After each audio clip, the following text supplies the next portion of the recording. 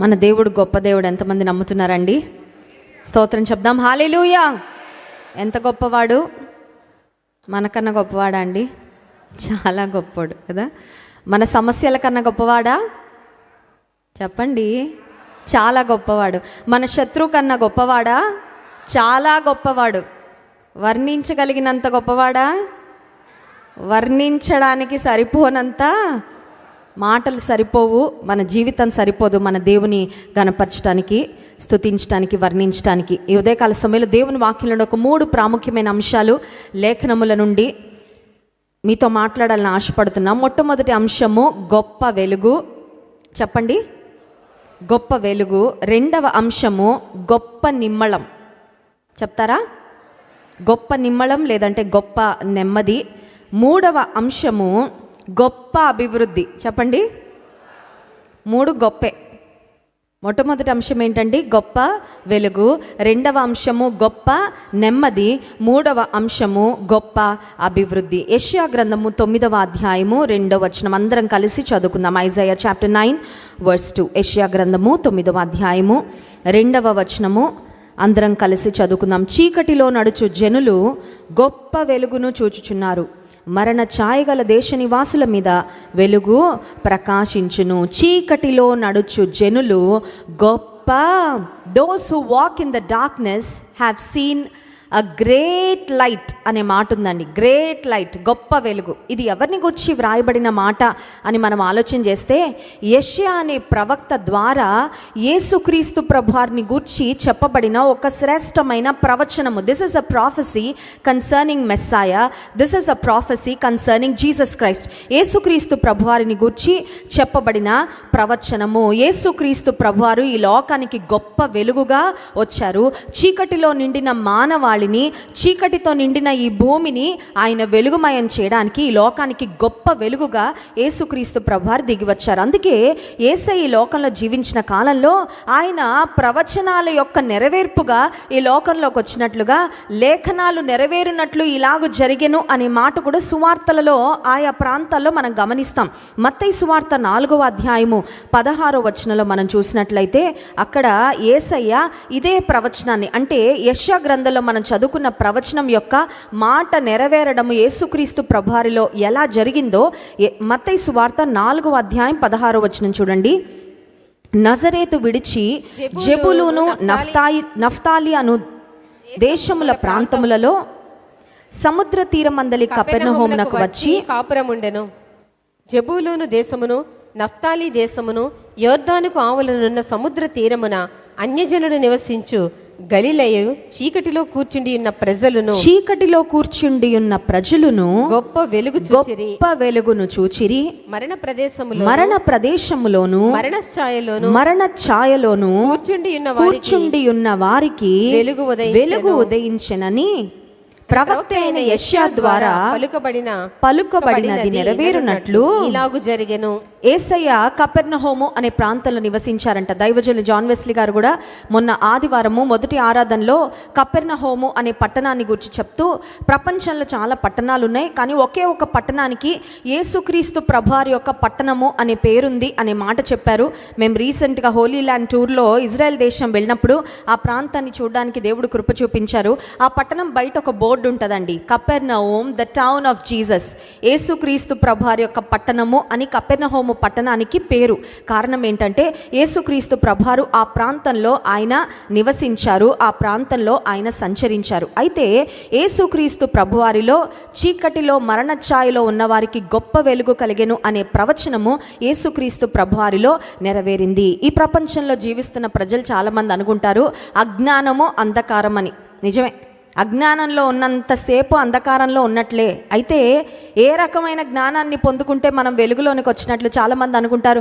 సైన్స్ని గురించి, టెక్నాలజీని గురించి మంచి జ్ఞానాన్ని మనం సంపాదించుకుంటే, ప్రపంచ పరిస్థితుల గురించిన ఒక మంచి అవగాహన మనం పొందుకుంటే, వరల్డ్లీ నాలెడ్జ్, లోక సంబంధమైన జ్ఞానంతో, పరిజ్ఞానంతో, శాస్త్రీయ పరిజ్ఞానంతో నింపబడితే అప్పుడు మనకు వెలుగొచ్చినట్లు అప్పుడు అజ్ఞాన అంధకారం తొలగిపోయినట్లని కొంతమంది అభిప్రాయపడుతూ ఉంటారు.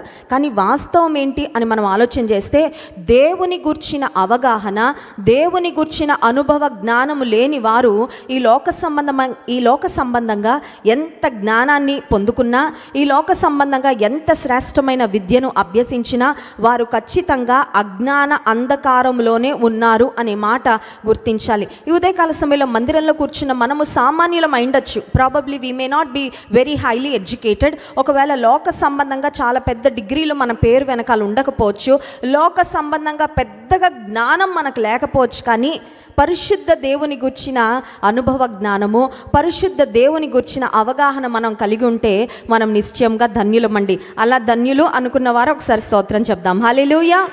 సామెతల గ్రంథము 9వ అధ్యాయము 10వ వచనంలో ఒక చక్కని మాట రాశారు చూడండి. సొలొమోను రాజు సామెతల గ్రంథం 9వ అధ్యాయము 10వ వచనం. యెహోవా యందు భయభక్తులు కలిగి ఉండుటయే జ్ఞానమునకు మూలము, పరిశుద్ధ దేవుని గూర్చిన తెలివియే వివేచనకు. ఎవరు వివేకులు? Who is a person who has understanding? The knowledge of the Holy One is understanding అనే మాట ఉంటుంది. యెహోవా యందు భయభక్తులేమో జ్ఞానమునకు మూలము, పరిశుద్ధ దేవుని గూర్చిన తెలివి. ఆ తెలివి కావాలి మనకి. ఏ తెలివి? ఈ రోజుల్లో మనుషులను మోసం చేసే తెలివి ఉంది. లాస్ట్ వీక్లో ఒక భయంకరమైన వార్త మనందరి హృదయాలు కలిచివేసింది. పాలు పోసేవాడు ఇంటికి వస్తున్నాడంటే కొంచెం అనుమానంగా చూస్తున్నాం, అవునా కదా? అమ్మో, ఆ పాలు మాకు వస్తాయేమో, ఆ కల్తీ పాలు, మా కిడ్నీలు కూడా పాడైపోయి మేము హాస్పిటల్లో అడ్మిట్ అవ్వాల్సి వస్తుందేమో అని చాలా అనుమానాస్పదంగా చూసే పరిస్థితులు మన రాజమండ్రి పట్టణానికి వచ్చాయి. కారణం ఏంటంటే మరి మోసము, ధనాపేక్ష, ఇతరులను మోసగించి అధికంగా డబ్బు సంపాదించుకోవాలనే ఒక మోసపూరితమైన ఆలోచన కలిగిన ఒక వ్యక్తి చేసిన పొరపాటు వలన ఈరోజు అనేక కుటుంబాలు తండ్రి లేని వారిగా, తల్లి లేని వారిగా, అనాథలుగా అయిపోయారు. కారణం ఏంటంటే మనుషులలో ఇతరులను మోసం చేసే తెలివితేటలు పెరిగిపోతూ ఉన్నాయండి. ఎవరెట్టిపోయినా పర్వాలేదు, కానీ నాకు అన్నీ కలిసి రావాలి, నేను మాత్రం పైకి వెళ్ళిపోవాలి. పరిశుద్ధ దేవుని గూర్చిన జ్ఞానము, వివేకం లేని వారిగా చాలామంది ఈ లోకంలో బ్రతుకుతూ ఉంటే దేవుని వాక్యంలో వ్రాయబడిన మాట, పరిశుద్ధ దేవుని గూర్చిన తెలివియే వివేచనకు. దేవుని సన్నిధిలో కూర్చున్న మనందరము అటువంటి వివేచన కలిగిన వారముగా ఉండాలని దేవుడు కోరుకుంటున్నాడంటే. Doesn't matter whether we are rich or not according to worldly standards. లోక సంబంధంగా లోకం యొక్క దృష్టిలో ఒకవేళ గొప్పవారిగా ఉండకపోవచ్చు, కానీ పరిశుద్ధ దేవుని గుర్చిన జ్ఞానమును, అనుభవ జ్ఞానమును, వివేచనను కలిగిన వారముగా నీవు నేను ఉండాలని దేవాతి దేవుడు నిశ్చయంగా కోరుకుంటున్నారు. యేసయ్య ఈ లోకంలో జీవించిన కాలంలో he made some I am statements. కొన్ని గొప్ప మాటలు యేసయ్య పలికారు. యేసయ్య పలికిన ప్రతి మాట గొప్ప మాటే. He never spoke useless words. He never uttered words that are of no value. కొన్నిసార్లు కొంతమంది మాట్లాడుతూ ఉంటారు, చెత్త కాన్వర్జేషన్ అండి. అదంతా విన్నాక మనకి ఏ ఉపయోగం ఉండదు. చూడండి, ఈ రోజుల్లో యూట్యూబ్ వచ్చిన తర్వాత ప్రతి ఒక్కడికి ఒక ప్లాట్ఫామ్ దొరికేసింది వారి మనసులోనో మాట్లాడేసుకోవడానికి. కొంతమంది ఇంకా యూట్యూబ్ ఉంది కదా, చిన్న సెల్ ఫోన్ దొరికితే చాలు యూట్యూబ్ ఛానల్ ఓపెన్ చేసి దాని ముందు కూర్చొని వాళ్ళ మనసులోకి ఏది వస్తే అది, వాళ్ళకి ఏది అనిపిస్తే అది మాట్లాడేస్తూనే ఉంటారు. అలాంటివన్నీ వినడం వల్ల మన మైండ్ పాడైపోవడం తప్ప మనకి ఎటువంటి ఉపయోగము ఉండదు. We should be very careful about whom we listen to. ఏ మాటలు వింటున్నామో, వేటికి మనం చెవియొగ్గుతున్నామో చాలా జాగ్రత్తగా గమనించుకోవాలి. ఎందుకంటే ఏ మాటలు మన హృదయంలోకి వెళ్తాయో, మన లోపలికి వెళ్తాయో అవి మనలను ప్రభావితం చేస్తాయి. The words that we hear can either build our spiritual life or can destroy our spiritual life. మన ఆత్మీయ జీవితం కట్టబడాలన్నా దేవుని గుర్చిన మాటలు వినుట వలన విశ్వాసము కలుగును. విశ్వాసాన్ని పెంచే మాటలు, శ్రేష్టమైన దేవుని మాటలు, దేవుని గుర్చిన ప్రసంగాలు వింటే మంచిదే. కానీ లోక సంబంధమైన వ్యర్థమైన ఫిలాసఫీలు అన్నీ వింటే ఖచ్చితంగా మన మనసు పాడైపోద్ది, విశ్వాసంలో కూడా బలహీన పడిపోతాం. చాలా జాగ్రత్తగా ఉండాలి. ఇక్కడ మనం గమనించినట్లయితే యేసుక్రీస్తు ప్రభువారు ఈ లోకంలో జీవించిన కాలంలో he made some wonderful statements. అవి ఐ యామ్ స్టేట్మెంట్స్ అంటారు. యేసుక్రీస్తు ప్రభువారు చెప్పిన మాటలు, నేనే అనే మాటలు యేసయ్య పలికారు. జీవాహారము నేనే, మార్గము, సత్యము, జీవము నేనే, గొర్రెలకు మంచి కాపర్ని నేనే. అలా యేసయ్య ఐ యామ్ స్టేట్మెంట్స్ చేస్తున్నప్పుడు నేను పునరుత్థానమును, జీవమును నేనే. I am the resurrection and the life. I am the true wine. I am the bread of life. ఈ మాటలన్నీ యేసయ్య పలుకుతూ యేసయ్య ఇంకొక మాట కూడా చెప్పారండి, I am the light of this world. నేను ఈ లోకమునకు వెలుగును. చూడండి, యోహాను సువార్త 8వ అధ్యాయము 12వ వచనం. యోహాను సువార్త 8వ అధ్యాయము 12వ వచనం. మరలా యేసు నేను లోకమునకు వెలుగును, నన్ను వెంబడించువాడు చీకటిలో నడువక జీవపు వెలుగు కలిగి ఉండునని వారితో చెప్పిన. ఒక్కసారి స్తోత్రం చెప్దామండి. Hallelujah. Jesus said, I am the light of this world. నేను ఈ లోకమునకు వెలుగును వెంబడించే వారు వెలుగులో ఉంటారు కానీ చీకట్లో ఉండరు, అవునా కదా? ఒక వ్యక్తి ఒక పెద్ద ల్యాంటర్నో లేకపోతే ఒక పెద్ద లైట్ని పట్టుకొని నడుస్తున్నాడండి. ఆయన వెనకాల వెళ్ళే వాళ్ళకి ఏముంటుంది? ఆబ్వియస్ కదా. వెలుగును పట్టుకొని వెళ్ళే మనిషి, వెలుగై ఉన్న మనిషిని వెంబడించేవారు వెలుగులో ఉంటారు తప్ప చీకటిలో మిగిలిపోరు. యేసుక్రీస్తు ప్రభును ఎందుకు వెంబడించాలంటే, ఆయన వెలుగులో నడవాలంటే ఆయనను ఒక్క దినం వెంబడించి ఆ తర్వాత వదిలేయడం కాదు. క్రైస్తవ జీవితంలో చాలామందికి ఒక మాటలు చెప్పాలంటే ఆరంభ శూరత్వం అంటారు కదా. ఆరంభ శూరత్వం అంటే ఒకరోజు చాలా ప్రార్థన చేసేసి, చాలా బైబిల్ చదివి, చాలా భక్తి చేసి మందిరంలో ఇంకా నా జీవితం అంతా దేవుని సన్నిధిలో తరించిపోతాను, చిరకాలం యెహోవా మందిరంలో నేను నివాసము చేసేదనని దావీదు భక్తుడు అన్నట్లు ఒకరోజు ఫీల్ అయిపోతారు ఆదివారం. ఇక ఆ తర్వాత మళ్ళీ సోమవారం నుంచి అన్నీ మర్చిపోతారు. ఒక్కసారి ఇంటికి వెళ్ళిన తర్వాత మెమరీ అంతా రిఫ్రెష్ అయిపోయి దేవుని సన్నిధిలో విన్న వాక్యం మర్చిపోతారు, చేసుకున్న ప్రార్థనలు మర్చిపోతారు, తీసుకున్న తీర్మానాలు మర్చిపోతారు, లోకంలో లోకస్తులలాగా కలిసిపోయి మళ్ళీ ఆదివారం వచ్చిన తర్వాత అంటే వాళ్ళు ఓన్లీ దేవుని ఎప్పుడు వెంబడిస్తారంటే ఆదివారాలు మాత్రమే. But we are called to follow Jesus every single day until our last breath. దేవుని బిడ్డలుగా, విశ్వాసులుగా, క్రైస్తవులుగా జీవించడం అంటే అర్థం ఏంటంటే ఒక దినము వెంబడించడం కాదు, ఒక సీజన్ అంటే శ్రమలు.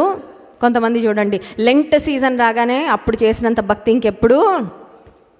లెంట్ సీజన్లో అట కొంతమంది పూలు పెట్టుకోరు, కొంతమంది నాన్ వెజ్ తినరు, కొంతమంది సిగరెట్ ఒకవేళ మందు తాగే అలవాటు ఉంటే వాటి వేటి జోలికి వెళ్ళరంట. ఆ లెంట్ సీజన్ అయ్యి ఈస్టర్ అవ్వగానే అసలు పండుగ ఏంటంటే ఏదైతే ఆగారో అదంతా నెక్స్ట్ రోజు ఏం చేస్తూ ఉంటారు. అది కాదండి, సజీవ యాగముగా మనల్ని మనము సమర్పించుకోవడం అంటే అర్థం ఏంటంటే క్రైస్తవ జీవితం అంటే అనుదినము యేసయ్యను వెంబడించడం, అనుదినము ఆయన వెలుగులో నడవడం. అందుకే యేసయ్య అన్నారు, నన్ను వెంబడించువారు చీకటిలో నడువక ఏ వెలుగు ఉంటుందంటే జీవపు వెలుగు, light of life. The light of Jesus has life. Yesayya యొక్క వెలుగు ఏం వెలుగండి? జీవం ఇచ్చే వెలుగు, మరణానికి నడిపించే వెలుగు. రీసెంట్గా నేను యూట్యూబ్లో ఒక వీడియో చూసినప్పుడు నా మనసు చాలా కలిచివేయబడింది. ఏంటంటే ఒక వ్యక్తి ఒక కంపెనీలో కొన్ని రకాలైన రసాయన పదార్థాలు అంటారు కదా, కెమికల్స్ తయారు చేసే కంపెనీలో పనిచేస్తుండగా ప్రమాదవశాత్తు చిన్న స్పార్క్ అంటుకొని ఒక పెద్ద డ్రమ్ నిండా కెమికల్ ఉంటే ఆ కెమికల్కి ఆ మంట అంటుకొని సజీవ దహనం అయిపోయాడండి. ఆ సీసీటీవీ ఫుటేజ్ చూసినప్పుడు చాలా బాధ అనిపించింది. అదే ఫైర్, అదే లైట్, దానివల్ల చాలా ప్రయోజనాలు ఉంటాయి, కానీ ఆ సమయంలో ఆ వ్యక్తికి ఆ ఫైర్ ఎలాగా అయిందంటే అతని జీవాన్ని హరించి వేసే వెలుగు. పెద్ద లైట్ వచ్చింది, ప్రాబబ్లీ మిగతా వాళ్ళందరూ ఏంటో అనుకొని ఉంటారు, కానీ వాళ్ళకి వచ్చాక అర్థమైంది ఏంటంటే అక్కడ వచ్చిన వెలుగు ఒక వ్యక్తి యొక్క జీవాన్ని హరించి వేసి ఒక వ్యక్తిని మరణానికి అప్పగించింది. యేసుక్రీస్తు ప్రభువారు వెలుగు. ఆయనను వెంబడించేవారు చీకటిలో ఎంత మాత్రమూ ఉండరు. ఆయన ఇచ్చే వెలుగు జీవపు వెలుగు. The light of Christ is the light of life. Yesu ప్రభువారు ఈ లోకంలో జీవించిన కాలంలో ఆయన మనలను కూడా వెలుగు వలె ఉండాలని, నేను వెలుగును కాబట్టి మీరు చీకటిలో ఉండండి అని చెప్పలేదు. నేను వెలుగును కాబట్టి అప్పుడప్పుడు మీరు నన్ను దర్శించుకొని వెలుగును చూసి వెళ్తే సరిపోద్ది అనలేదు. కానీ మీరు లోకమునకు వెలుగై ఉన్నారు, కొండ మీద ఉన్న పట్టణము మరుగై. we are called to be the light, we are saved to be the light. వెలుగుగా ఉండాలని దేవుడు మనల్ని రక్షించాడు. వెలుగుగా ఉండి రహస్యంగా విశ్వాస జీవితాన్ని కాపాడుకోవడం కాదు, కానీ మన వెలుగు మన చుట్టూ ఉన్న వారికి వెలుగైన క్రీస్తును చూపించాలి, వెలుగైన క్రీస్తును ప్రతిబింబించాలి. మన వెలుగును చూచి అనేక మంది వెలుగైన యేసయ్య వద్దకు ఆకర్షించబడాలి. we are called to shine. దేవుని కొరకు ప్రకాశించాలని దేవుడు మనల్ని ఎన్నుకున్నాడు, ఏర్పరచు. కొంతమంది అనుకుంటే మొహమాటం అండి. దేనికి మొహమాటం? దేవుని కొరకు జీవించడానికి కూడా మొహమాటమే. నీ భక్తిని గురించి, నీ విశ్వాసాన్ని గురించి ఎదుటి వారికి ఒకవేళ చెప్పవలసిన సందర్భం వచ్చినప్పుడు యు నీడ్ నాట్ హెసిటేట్. నువ్వు ఆలోచించాల్సిన అవసరము లేదు. కొన్నిసార్లు చూడండి, కొన్ని ఆహార పదార్థాలు ఎవరైనా మనకి ఇష్టం లేనివి మనం తినలేనో పెడితే ఏమంటే నేను తిననండి, సారీ నేను వెజిటేరియన్ అండి, నేను నాన్ వెజిటేరియన్ తిననండి, సారీ అండి పచ్చళ్ళు నాకు పడవండి, నా కడుపులో ఇబ్బంది ఉంటుంది, అందుకని నేను కొన్ని విషయాలు మనం చాలా స్పష్టంగా చెప్తామండి. కానీ దేవుని విషయాల దగ్గరకు వచ్చేసరికి కొన్నిసార్లు ఎదుటివారు అఫెన్స్ ఫీల్ అవుతారేమో, ఎదుటివారు అఫెండ్ అవుతారేమో అని మన వెలుగు ప్రసరించవలసిన సమయాలలో కూడా మనం కొన్నిసార్లు కొంచెం కింద మంచం కింద పెట్టినట్లు దేవుని కొరకు మనం ప్రకాశించకుండా sometimes we want to be passive Christians. చాలా సైలెంట్గా, చాలా మౌనంగా, చాలా రహస్యంగా ఉండడానికి ఇష్టపడతాము. దేవుడు మనల్ని యాక్టివ్ క్రిస్టియన్స్గా ఉండాలనుకుంటున్నారు కానీ ప్యాసివ్ క్రిస్టియన్స్గా ఉండాలనుకోవడం లేదు. దేవుని నామానికి మహిమ కలుగును గాక. హల్లెలూయా. జీవితంలో క్రీస్తు ప్రభు యొక్క వెలుగును కలిగి ఆ వెలుగును అనేక మంది చూసేలాగా ప్రభు కొరకు జీవించాలని దేవుడు ఆశపడుతున్నాడు. ఎఫెసీ పత్రిక 5వ అధ్యాయము 8వ వచనంలో వెలుగును గురించి ఇంకొక శ్రేష్టమైన మాట ఉంది. ఒకసారి అందరం తీద్దాం. ఎఫెసీ పత్రిక 5వ అధ్యాయము 8వ వచనం. మీరు పూర్వమందు చీకటి అయి ఉంటిరి, మీరు పూర్వమందు చీకటి అయి ఉంటిరి, ఇప్పుడైతే ప్రభువునందు వెలుగై ఉన్నారు, ప్రభువునందు వెలుగై ఉన్నారు. వెలుగు ఫలము సమస్త విధములైన మంచితనము, నీతి, సత్యమను వాటిలో కనబడుచున్నది. గనుక ప్రభువుకేది ప్రీతికరమైనదో దానిని పరీక్షించుచు వెలుగు సంబంధుల వలె నడుచుకొనుడి. యేసయ్య చెప్పిన మాట, మీరు పూర్వమందు చీకటి, కానీ ఇప్పుడు మీరేంటి? 3 అంశాలు ఉన్నాయండి, జాగ్రత్తగా గమనించాలి. ఎఫెసీ పత్రిక 5వ అధ్యాయం 8 నుండి 9 వచనాలు మూడు అంశాలు ఉన్నాయి, జాగ్రత్తగా గమనించాలి. మొట్టమొదటి అంశం ఏంటంటే, మీరు పూర్వమందు చీకటి, you were darkness once but that is not your present condition. ఇప్పుడు రక్షణ పొందిన మీరు, సంఘంలో చేర్చబడిన మీరు ప్రభువునందు ఇప్పుడు ఏమై ఉన్నాము? మర్చిపోకూడదు. మర్చిపోతే పెద్ద సమస్య వస్తుందండి. మనమేంటో మర్చిపోతే మనకు చాలా ప్రమాదము. మనమేంటో, మన ఐడెంటిటీ ఏంటో, క్రీస్తు ప్రభులో మన గుర్తింపు ఏంటో, మనము ఎందుకు రక్షింపబడ్డామో, దేవుని ఉద్దేశం మన ఎడల ఏంటో అది ఎప్పటికప్పుడు గుర్తు చేసుకోకపోతే we can easily forget and loose site of our destiny. దేవుడు మన కొరకు నిర్దేశించిన ఆ గమ్యాన్ని చేరుకోకుండా దారి తప్పిపోయే ప్రమాదము. ట్రైన్ ఎక్కారనుకోండి, ఎక్కడ దిగాలో మర్చిపోయారు, ఏమవుతుంది చెప్పండి? ఎక్కడో దగ్గర దిగుతాం, కానీ వెళ్ళాలనుకున్న దగ్గరికి. ఈరోజు విశ్వాసులు చాలామంది అలాగే ఉన్నారండి. ట్రైన్ ఎక్కేశారు కానీ ఎక్కడికి వెళ్తున్నారో they forget that destiny, they forget that destination. దేవుడు వారి కొరకు నిర్దేశించిన గమ్యాన్ని మర్చిపోయి ఈ లోకంలో కొంతమంది ట్రైనే జీవితం అన్నట్టు బ్రతుకుతారు. ట్రైనే జీవితం కాదు. ట్రైన్ ఒక దగ్గర స్టాప్ అవుతుంది, అక్కడ ఖచ్చితంగా దిగకపోతే ఏం చేస్తారు? గింటుతారు. నేను ఇదే జీవితం అనుకుంటానండి, టికెట్ కొనుక్కున్నాను కదా అంటే అంటారు, నో, ఈ ట్రైన్లో ఏదో ఒక స్టేషన్ దగ్గర దిగాలి, ఎక్కడ దిగకపోతే ఆఖరికి ఒక స్టేషన్ వచ్చింది, ఇక్కడన్నా దిగాల్సిందే, ట్రైన్ మొత్తం మేము ఖాళీ చేసి లాక్ చేసేస్తున్నాం. This life is a journey and we have to be careful about, we have to know where we're going. ఎక్కడికి వెళ్తున్నాం, ఏంటి నా గమ్యం ఏంటి, దేవుడు ఈ లోకంలోకి నన్ను పంపించిన ఉద్దేశము. కొంతమంది ఎందుకు బ్రతుకున్నా ఏమో అండి మాకే తెలీదు. మీరు ఒకప్పుడు చీకటి, కానీ ఇప్పుడు మీరు చీకటి. ప్రతిరోజు జ్ఞాపకం పెట్టుకోవాలండి, దేవా చీకటిలో నుండి ఆశ్చర్యమైన నీ వెలుగులోనికి నన్ను తీసుకొచ్చావయ్యా, నన్ను వెలుగుగా చేసావయ్యా, నీకు స్తోత్రాలు. 2వ అంశం చూడండి, వెలుగు ఫలము అనే మాట ఉంది 9వ వచనం.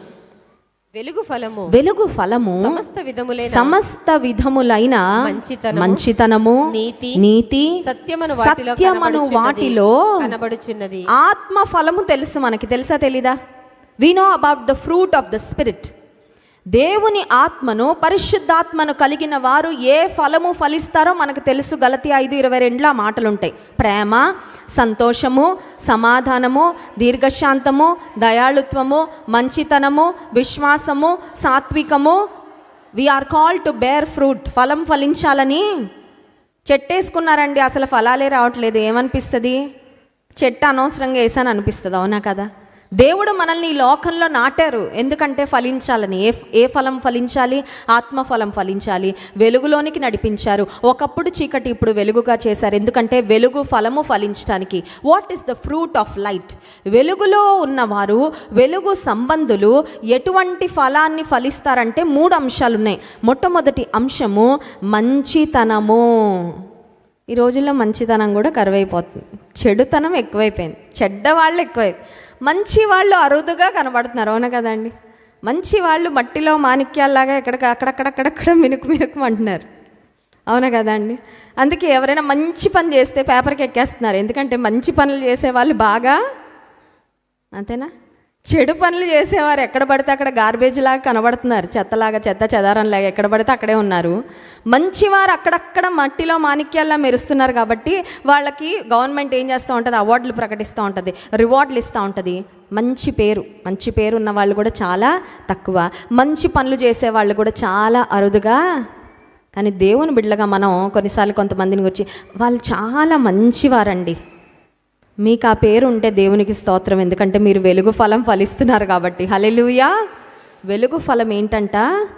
మంచితనం, having the kindness and the goodness of God.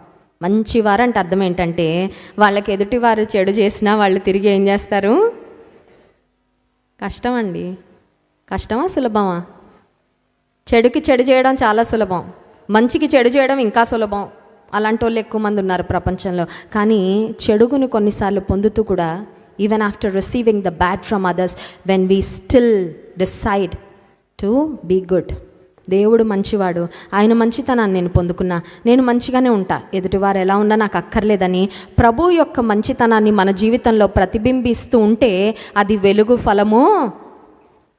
So మొట్టమొదటి అంశము వెలుగు ఫలములో సమస్త విధములైన మంచితనము. రెండవ మాట చూడండి, నీతి, righteousness, doing what is right in the sight of God. నీతి అంటే అర్థం ఏంటంటే మన దృష్టిలో ఏది కరెక్టో అది చేయడం కాదంట.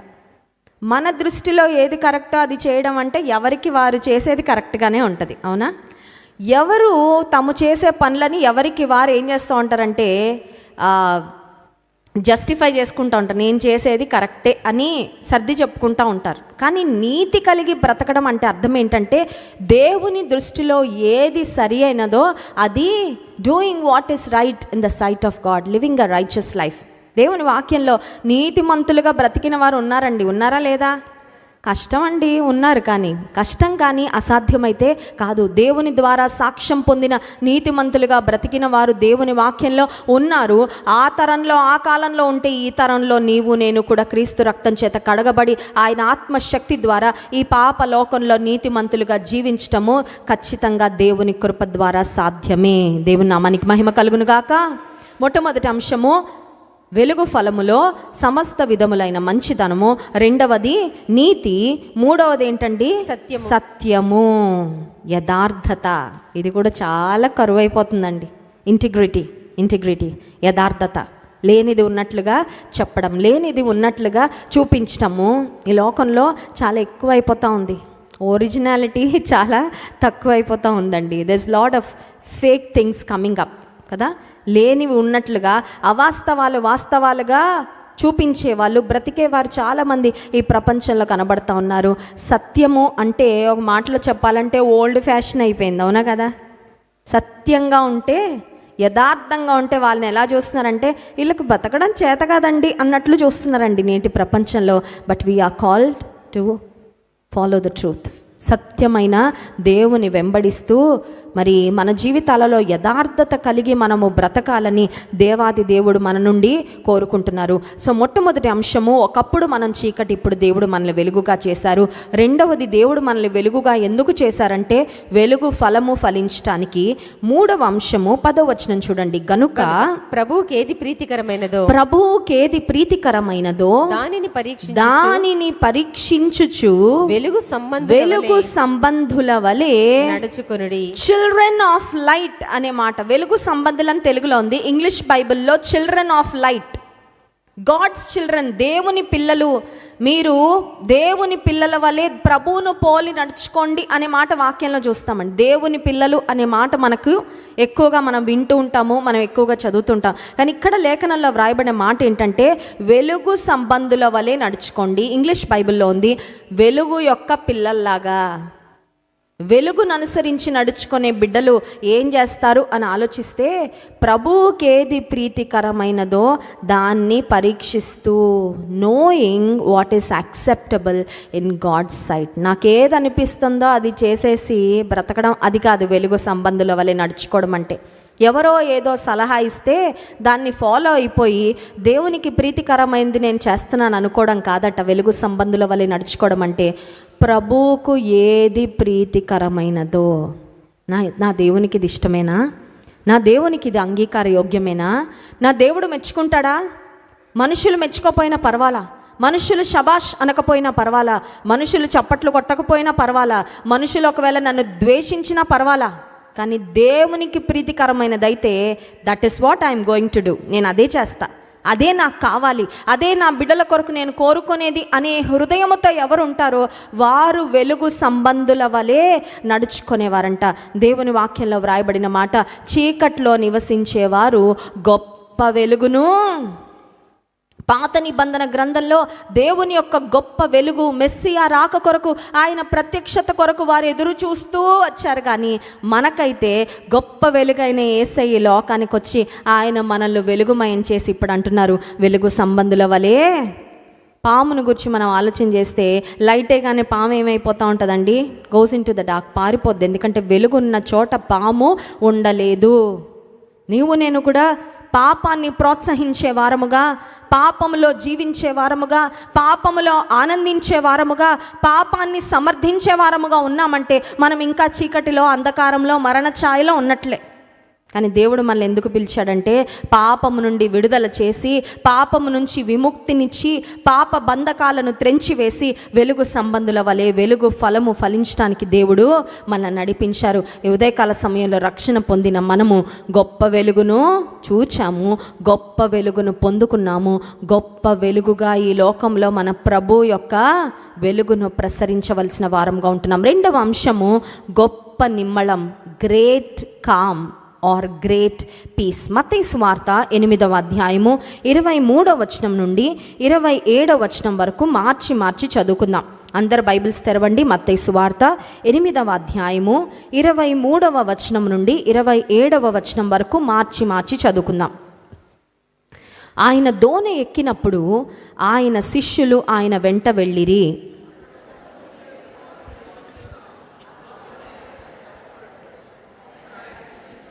వారు ఆయన యొద్దకు వచ్చి, ప్రభువా, నశించిపోవుచున్నాము, మమ్మను రక్షింపుమని చెప్పి ఆయనను లేపిరి.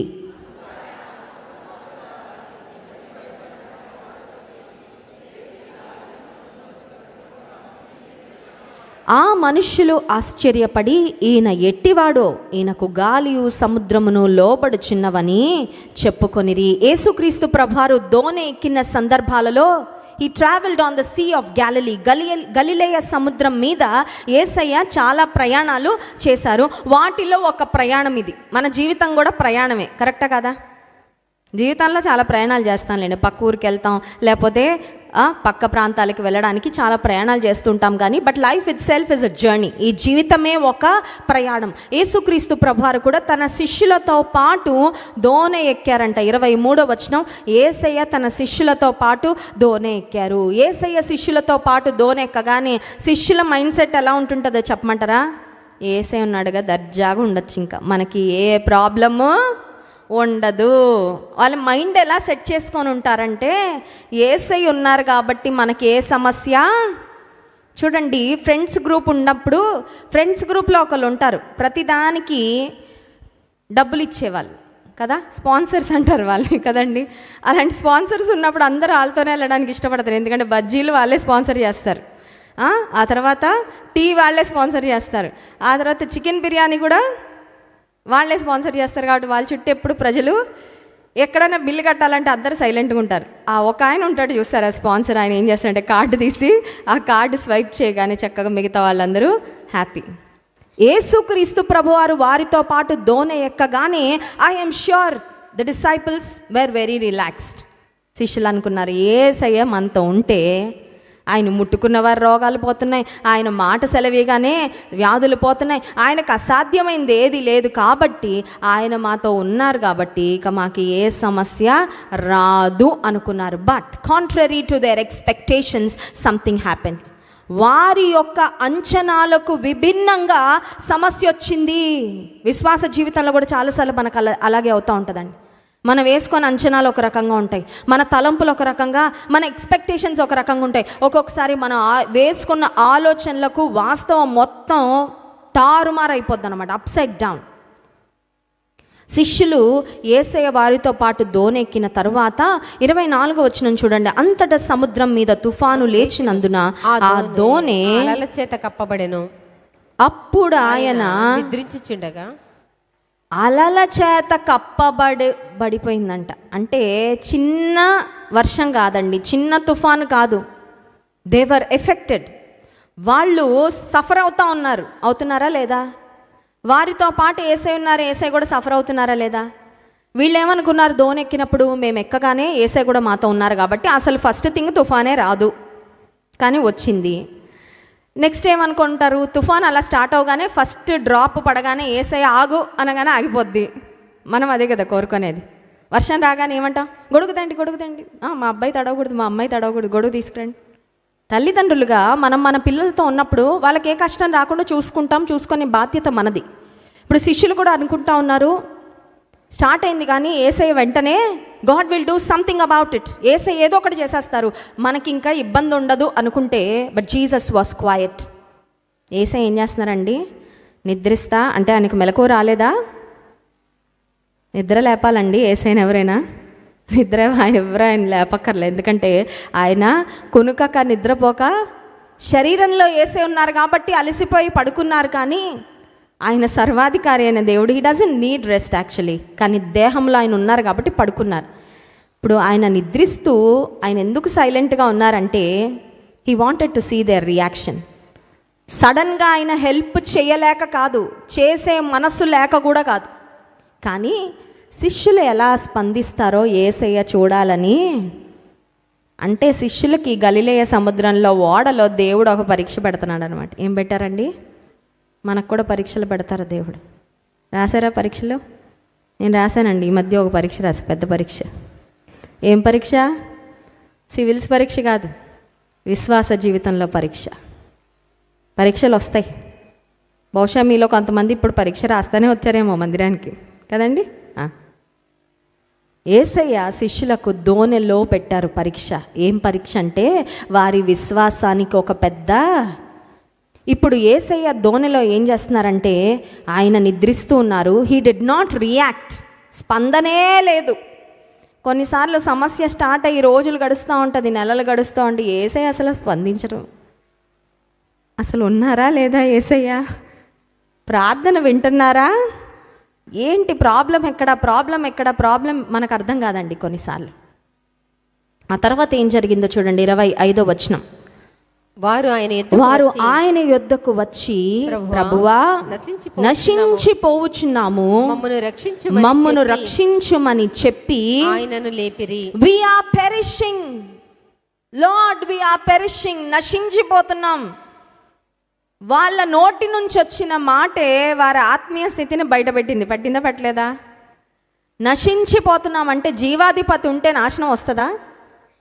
కీడు నుండి తప్పించే దేవుడు ఉండగా వారికి కీడు కలుగుతుందా?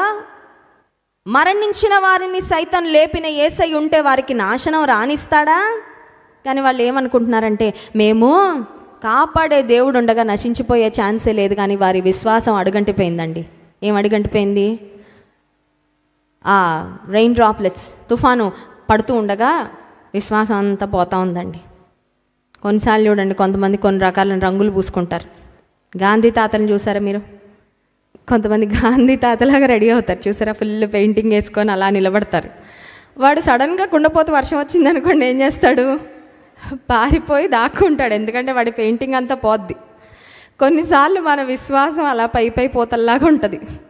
ఒక్కసారి ఒక శ్రమ అనే తుఫాన్ రాగానే మొత్తం ఏమైపోద్ది? Everything back to normal. లోతైన విశ్వాసము హృదయంలో ఉన్నప్పుడు, చెక్కు చెదరని సడలని విశ్వాసం మన లోపల ఉన్నప్పుడు, ఏ గాలి వచ్చినా ఏ తుఫాన్ వచ్చినా నీలో ఉన్న స్థిరమైన విశ్వాసం మాత్రం చెక్కు చెదరు. కానీ పై పోతల్లా పై పెయింటింగ్లా ఉందనుకోండి విశ్వాసం, అల్ప విశ్వాసం, స్వల్ప విశ్వాసం ఉంటే అది ఏమైపోతుంది? పోద్ది. It will wash away when the storms of life hit you. శ్రమలు నిన్ను, నీ జీవితాన్ని కుదిపినప్పుడు పోతుంది విశ్వాసం.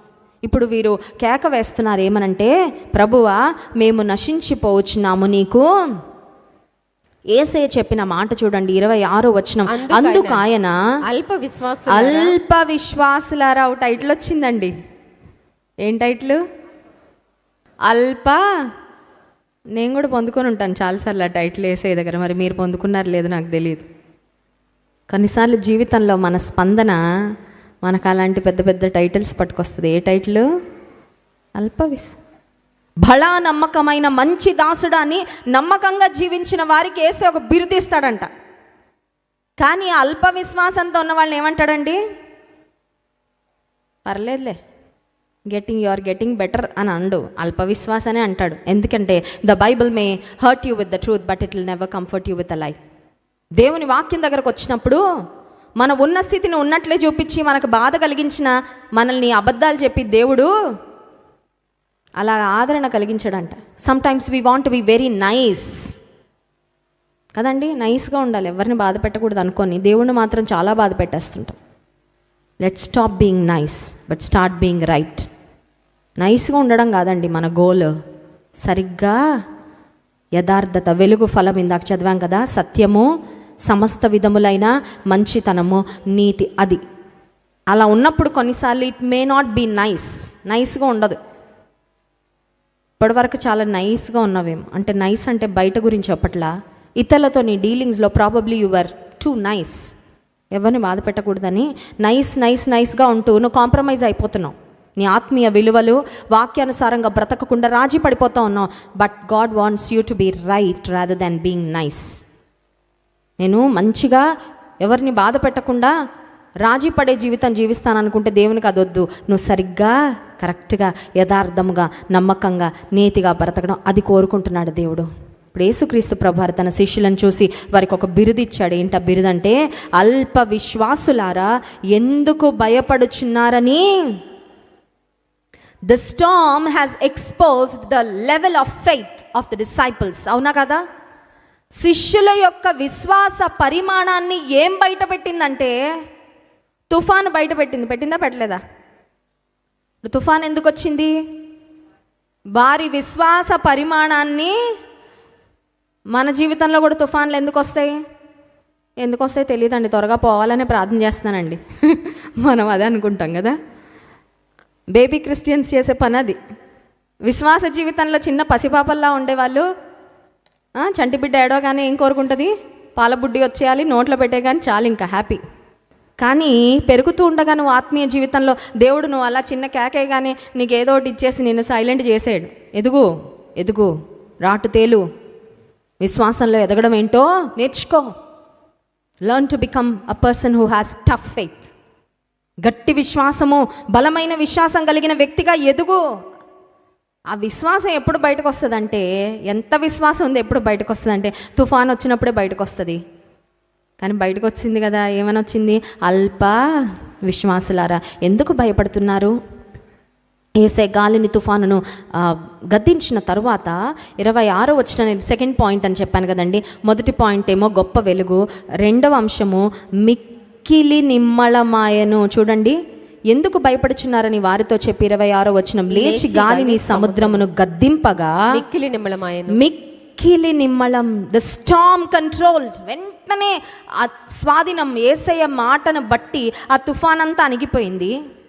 గొప్ప నిమ్మళం అంటే ఎలా ఉందంటే, ఆ ముందు గొప్ప హడావిడి, ఆ తర్వాత చూస్తే అసలు ఇక్కడ ఏమన్నా తుఫాన్ వచ్చిందా అనిపించేటంతగా. యేసయ్యలోని గొప్పతనం ఏంటంటే, ఆయన నీ జీవితం పైకి వచ్చే తుఫానును గద్దించినప్పుడు ఆ తుఫాను వచ్చి వెళ్ళిందనే ఛాయలు కూడా లేకుండా he gives that great and perfect peace. దేవుని నామానికి మహిమ కలుగును గాక.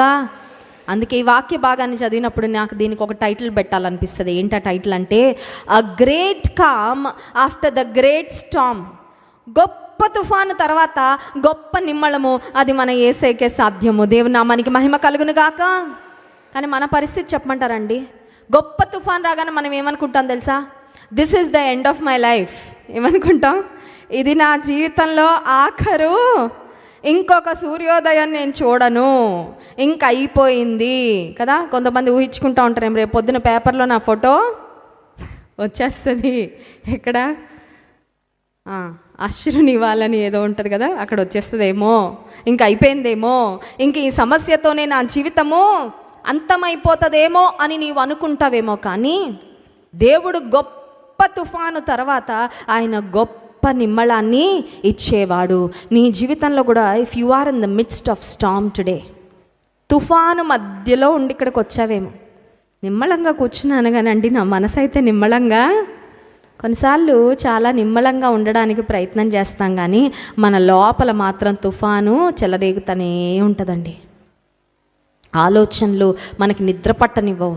మనం ఎదుర్కొనే పరిస్థితుల వలన ఏంటి, వాట్ నెక్స్ట్, అసలు నెక్స్ట్ ఏ అడుగులు వేయాలో అర్థం కాకపోవచ్చు. ఎందుకు వచ్చింది ఈ సమస్య, ఎందుకు ఈ పరిస్థితి, why am I facing this at this point in my life? ఒకవేళ నీ మనసులో చాలా ప్రశ్నలు ఉండొచ్చు, కానీ యేసుక్రీస్తు ప్రభువారు ఎంత గొప్ప తుఫానునైనా ఆయన అద్భుతంగా నిమ్మళపరిచే దేవుడు. దేవుని నామానికి మహిమ కలుగును గాక. హల్లెలూయా.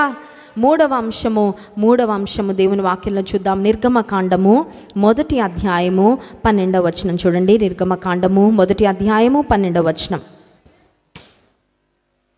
అయినను ఐగుప్తీయులు వారిని శ్రమ పెట్టిన కొలది వారు విస్తరించి ప్రబలిరి గనుక వారు ఇశ్రాయేలీయుల ఎడల అసహ్యపడిరి. ఐగుప్తు దేశంలో బానిసత్వంలో ఇశ్రాయేలు యొక్క పరిస్థితి ఏంటంటే దినదినానికి శ్రమ అధికమైపోతూ ఉందండి. It was beyond what they can take. భరించగలిగిన దానికన్నా శ్రమ అధికమైపోతూ ఉంది. చరిత్ర మనకు తెలుసు. యోసేపును తన అన్నలు అసూయతో ద్వేషంతో అమ్మి వేసినప్పుడు ఐగుప్తు అనే ప్రాంతానికి యోసేపు వెళ్ళిపోవడం జరిగింది. ఐగుప్తులో యోసేపు చాలా శ్రమను అనుభవించాడు, శోధనను సహించాడు, దేవుని కొరకు నిలబడ్డాడు. ఆ తర్వాత చెరసాలకు వెళ్ళిపోయాడు. చెరసాలకు వెళ్ళిన తర్వాత దేవుడు యోసేపును జ్ఞాపకం చేసుకొని యోసేపును తిరిగి ఐగుప్తు దేశానికి ఫరో తర్వాత ఒక అధికారిగా దేవుడు హెచ్చించిన తర్వాత, నియమించిన తర్వాత దేవుడు యోసేపును జ్ఞాపకం చేసుకున్నాక యోసేపు తన కుటుంబాన్ని జ్ఞాపకం చేసుకున్నాడండి. దేవుని నామానికి మహిమ కలుగును గాక. పాత నిబంధన గ్రంథంలో యోసేపును టైప్ క్రైస్ట్ అంటారు. క్రీస్తు ప్రభు వారికి సాదృశ్యంగా యోసేపు జీవితం మనకు కనపడతా ఉందండి. యోసేపు జీవితంలో అనేకమైన అంశాలు యేసుక్రీస్తు ప్రభు వారి జీవితంలో ఆయన ఎదుర్కొన్న పరిస్థితులకు మరి చాలా క్లోజ్ రిలేషన్ మనకు కనపడతా ఉంటుంది.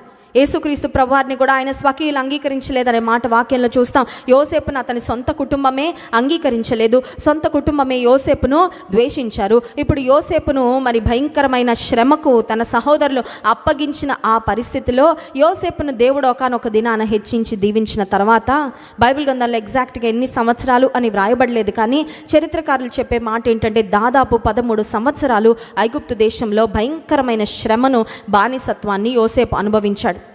ఆ 13 సంవత్సరాల్లో ఉదయం లేచిన ప్రతిసారి తనకి తన అన్నలు గుర్తొచ్చుండ్రా, అన్నలారా మీ ద్వేషం వల్లే కదా నేను this is where I have ended, I have landed because of your hatred.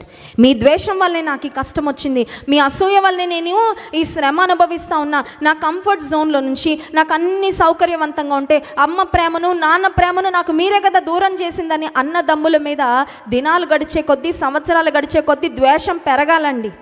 కానీ యోసేపు జీవితంలో యేసయ్య లాంటి మనసు, క్షమించే మనసు. అన్నలు వచ్చి క్షమాపణ అడగక ముందే వారిని క్షమించేశాడు మనసులో. దేవుని నామానికి మహిమ కలుగును గాక. దేవుడు ఏం చూస్తాడో తెలుసా అండి? అంతరంగాన్ని చూస్తాడు. కొన్నిసార్లు మనం ఎదుటి వారు అపకారం చేసిన వారు వచ్చి క్షమాపణ అడిగితే కూడా క్షమించలేకపోతాం. క్షమించిన మాట వరుసకి పర్లేదులే అంటాం, కానీ లోపల పెట్టుకుంటారు కొంతమంది. పెట్టుకొని వాళ్ళ పిల్లలకు కూడా చెప్పేస్తారు. ఏమని తెలుసా? వాళ్ళ సంగతి ఎప్పుడైనా ఛాన్స్ దొరికితే వాళ్ళకి ఏదో ఒకటి రివెంజ్ తీర్చుకోండిరా, మీ అమ్మని నాన్నని ఇంత బాధ పెట్టారని కొన్నిసార్లు అపకారాన్ని మనసులో పెట్టుకొని క్షమించలేని హృదయంతో ఒక బిట్టర్నెస్తో మనం బ్రతుకుతూ ఉంటామండి. చాలాసార్లు చేదైన వేరు అని ఉంది వాక్యంలో, చేదు ఉండిపోద్ది లోపల. యేసుక్రీస్తు ప్రభువారు మన జీవితాలను మధురంగా మార్చిన తర్వాత చేదైన పరిస్థితులు కొన్ని వచ్చినప్పుడు లోపల పెట్టేసుకుంటే చేదైన వేరు మొలిచి మధురమైన మన జీవితాలు చేదైన బ్రతుకులుగా మారిపోతూ ఉంటాయి. అప్పుడు బయటకు వచ్చే ఫ్రూట్ అంతా చేదే.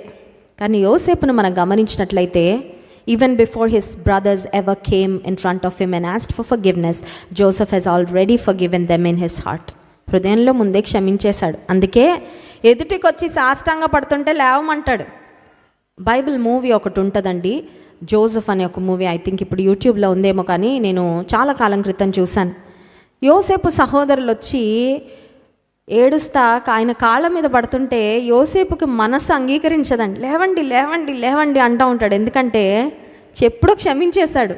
కష్టమేమి, మా అన్నలు నన్ను క్షమాపణ అడగడం ఏంటి అనే అంత గొప్ప హృదయము దేవుడు యోసేపుకి ఇచ్చిన తర్వాత ఇప్పుడు యోసేపు యొక్క సహోదరులు క్షమాపణ కోరారు, క్షమించేశాడు. యోసేపును దేవుడు జ్ఞాపకం చేసుకొని ఆశీర్వదించిన తర్వాత నా కుటుంబానికి నేను ఎలా మేలు చేయగలను అని ఆలోచించాడు. దేవుని నామానికి మహిమ కలుగును గాక. When God blesses us, that blessing comes with a responsibility. దేవుడు మనల్ని ఆశీర్వదించి ఒక స్థానంలో పెట్టాడంటే అక్కడ మనం చేయవలసిన బాధ్యత కూడా ఖచ్చితంగా. God doesn't bless us so we can enjoy and have a good life and forget about everybody else. కొంతమంది ఆస్తి పెరుగుతూ మంచి ఆరోగ్యంగా ఉంటూ ఉన్నత స్థితికి వచ్చిన తర్వాత నేను నా కుటుంబం పుష్టిగా బలంగా మంచి బ్యాంక్ బ్యాలెన్స్ పెట్టుకొని సమృద్ధిగా కొన్ని తరాల కొరకు డబ్బును కూర్చుకొని బ్రతకడానికి అన్నట్లు అందరి గురించి మర్చిపోతారు. దేవుని సేవని సపోర్ట్ చేయడం గురించి మర్చిపోతారు. తమ స్నేహితులు తమ బంధువులు దీనస్థితిలో ఉంటే వారికి సహాయం చేయడం కూడా మర్చిపోతారు.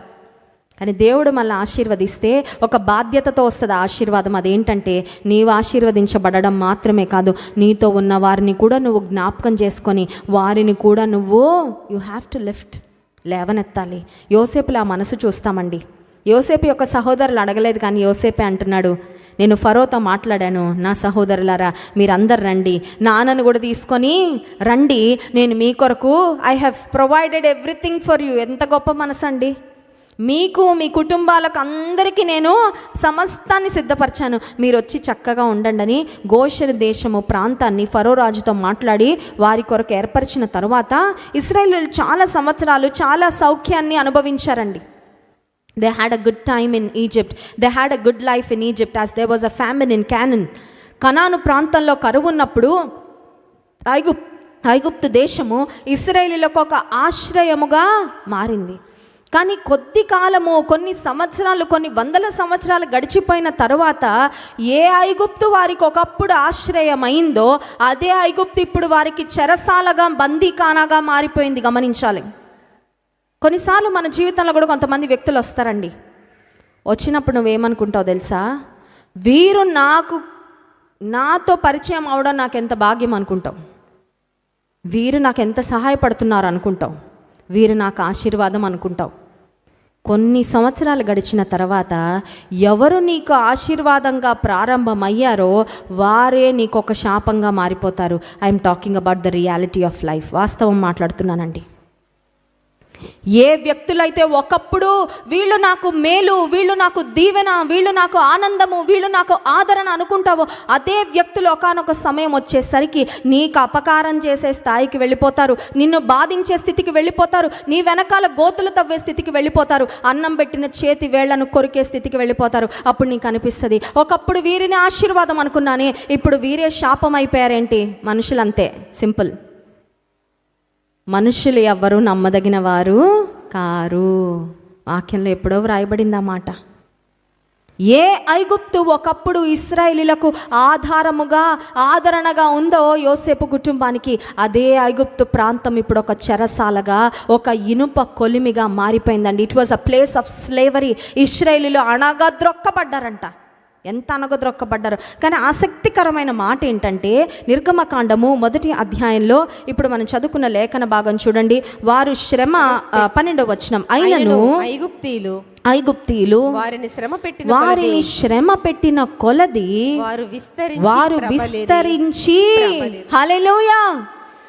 ఐగుప్తు రాజైన ఫరో వాళ్ళని అనగద్రొక్కుతా ఉంటే ఐగుప్తు రాజు అనుకుంటున్నాడు ఇంకా వీళ్ళు నశించిపోతారు, ఇంకా వీళ్ళు కనుమరుగైపోతారు, ఇంకా ఇశ్రాయేలీలు అనేవాళ్ళు మాకు చాలా వాళ్ళని చూస్తేనే అసహ్యం వేస్తుంది కాబట్టి వాళ్ళని డిసపియర్ చేసేయాలనుకొని కాన్పు పీటల మీద మగ పిల్లలు పుడితే వాళ్ళని అక్కడే చంపేయాలి, ఆడపిల్లలు పుడితే బ్రతకని అంటే ఒక ఆజ్ఞను కూడా జారీ చేసిన ఫరో అతని ఎక్స్పెక్టేషన్స్కు కాంట్రరీగా దేవుని ప్రజలను ఫరో ఎంత శ్రమ పెడుతున్నాడో వాళ్ళు అత్యధికంగా ప్రబలుతున్నారంట. దేవుని నామానికి మహిమ కలుగును గాక. హల్లెలూయా. మూడో అంశం చెప్పాను కదండి. మొదటి అంశం గొప్ప వెలుగు, రెండవ అంశము గొప్ప నిమ్మళము నెమ్మది, మూడవ అంశము గొప్ప అభివృద్ధి. ఎంతమందికి కావాలండి గొప్ప అభివృద్ధి? మొహమాట పడక్కర్లా, కావాలంటే ఎత్తండి పర్వాలేదు, కావాలి కదా. గొప్ప అభివృద్ధి ఎలా వస్తుంది తెలుసా? గొప్ప శ్రమ తర్వాత వస్తుంది. దేవుని నామానికి మహిమ కలుగును గాక. I know you don't want to hear that. మీకు ఇష్టం లేదు ఆ మాట వినడం, కానీ తప్పదు, వాక్యంలో ఉన్నదే చెప్తున్నా. గొప్ప అభివృద్ధి, గొప్ప ఎదుగుదల, గొప్ప ఆశీర్వాదము, గొప్ప ఫలించే అనుభవము ఏ సీజన్ తర్వాత వస్తుంది చెప్పమంటారా? గొప్ప శ్రమ అనే సీజన్ తర్వాత వస్తుంది. మనకు కూడా సీజన్స్ ఉంటాయి కదా, ఋతువులు. ఒక ఋతువు తర్వాత ఇంకొక ఋతువు. ఏ ఋతువు తర్వాత? శ్రమ ఋతువు తర్వాత ఆశీర్వాద ఋతువు. సింపుల్. నిర్గమకాండం 3వ అధ్యాయం 7వ వచనం చూడండి. నిర్గమకాండం 3వ అధ్యాయం 7వ వచనం. మరియు యెహోవా ఇట్లా నేను ఐగుప్తులో ఉన్న నా ప్రజల బాధను నిశ్చయముగా చూచి తిని పనులలో తమ్మును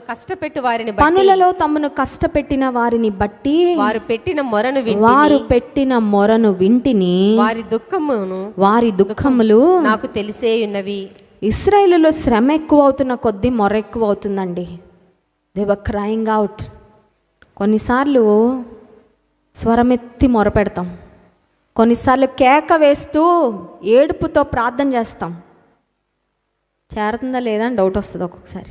ఇంత ఏడుస్తాను కానీ చేరిందా? This is an acknowledgement. చూడండి, మీరు ఎవరికైనా ఏదైనా పంపించాక వాళ్ళు ఫోన్ చేసి అందింది అన్నారనుకోండి, ఎలా ఉంటుంది? అమ్మయ్య అనిపిస్తుంది. వాళ్ళు చెప్పేదాకా ఎలా ఉంటుంది? మధ్యలో ఎక్కడైనా పోయిందేమో, ఇంకెవరైనా తీసేసుకున్నారేమో, అడ్రస్ కాకుండా ఇంకొక అడ్రస్కి డెలివరీ చేశారేమో అని కొన్నిసార్లు మనలో ఏమవుతూ ఉంటుందంటే ఆందోళన.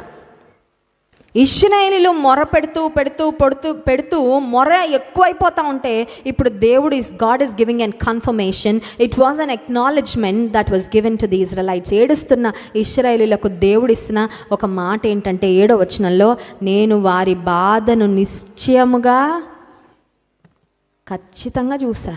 ఖచ్చితంగా ఎందుకు అనాలండి? బాధ అంత ఎక్కువ ఉంది వాళ్ళది. దేవుడు అంటున్నాడు నిశ్చయంగా, పైపైన కాదు. పైపైన కొంతమంది పై పనులు చేసేస్తారు కదా, పైపైన. కానీ జాగ్రత్తగా వచ్చి పరిశీలిస్తే అందులో చాలా తప్పులు దొరుకుతాయి.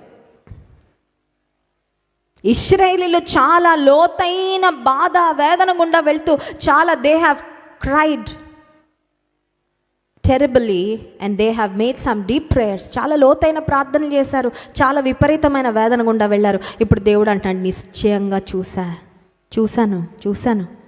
వాళ్ళు తిన్న దెబ్బలు చూసావా దేవా? చూశాను. వాళ్ళు ఎలాగా ఇబ్బంది పడ్డారో చూసావా? Day in and day out, ఉదయము మధ్యాహ్నము సాయంత్రము ఎలా హింస పొందారో చూసావా? చూశాను. అంత మాత్రమే కాదు, దేవుడు చెప్తున్న మాట, పనులలో తమను కష్టపెట్టు వారిని బట్టి వారు పెట్టిన మొరను విన్నాను కూడా. చూశాడు దేవుడు, మనల్ని కూడా అన్నీ చూస్తున్నాడు. అదే మనకు ధైర్యం. దేవుని నామానికి మహిమ కలుగును గాక. చూస్తున్నావు అయ్యా, చాలు. నువ్వు చూస్తున్నావు, చూచుచున్న దేవుడవు నీవే. ఎల్రోయి చూచాడు. ఒట్టిగా చూసి ఆడియో మ్యూట్ చేయలే. కొన్నిసార్లు ఏడుపులు మనకు ఎలా ఉంటాయండి? ఏడుపులు ఎలా ఉంటాయి చెప్పాలి? విసుగ్గా ఉంటాయి. ఏడ్చేవారికి మనం ఏడ్చాక కొంచెం ఉపశమనం అవుతుందా అవదా? అమ్మయ్య కొంచెం భారం దిగిపోయినట్లు ఉంటుంది. కానీ ఏడుపు వినేవాళ్ళకి ఎలా అనిపిస్తుందండి? విసుగు, ఈ సౌండ్ కదా. ఒక వాక్య భాగాన్ని మీకు చూపిస్తాను, గమనించండి. 22వ కీర్తన 24వ వచనం చూడండి.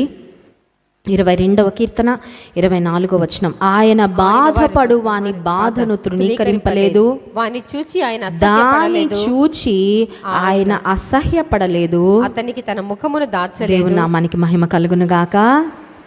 నీ బాధ చూసి అసహించుకునే వాళ్ళు కూడా ఉంటారేమో. బహుశా నీ భర్త అంటావు, ఎప్పుడు ఏడుపు కొట్టు దానిలో ఏడుస్తూనే ఉంటావా, అసహ్యం వస్తుంది నాకు ఆ సౌండ్.